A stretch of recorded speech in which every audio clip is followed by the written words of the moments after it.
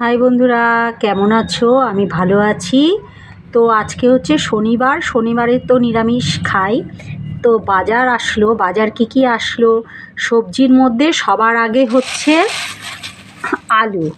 আলু ছাড়া কিন্তু সবজি বানানোটা অচল।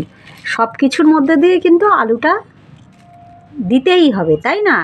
তার মধ্যে আসলো কুমড়ো, তার মধ্যে আসলো বেগুন, এই দেখো।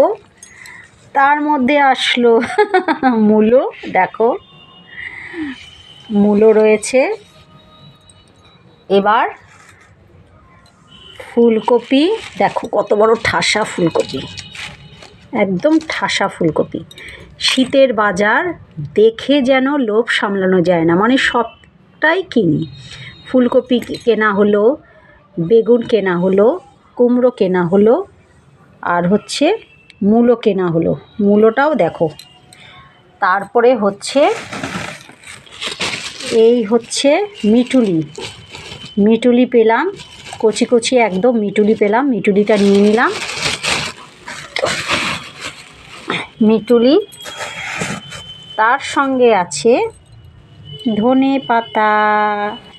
ধনে পাতা বাটা ভাল লাগে, ধনে পাতা বড়া ভাল লাগে, ধনে পাতা সব কিছু তরকারির মধ্যে শীতকালে ধনে পাতাটা দিলে একদম টেস্টি সবজি হয়, তাই না? ধনে পাতা আছে। তারপরে আছে, দেখাচ্ছি তোমাদেরকে, ধনে পাতা 3 আঁটি নিয়ে এসেছি, একটু বেশি করেই এনেছি।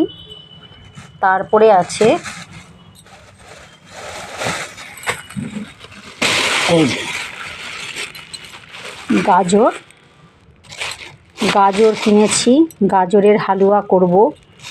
গাজর আছে, আবার চাউমিনে ভালো লাগে, ফ্রাইড রাইসে ভালো লাগে বিট গাজর।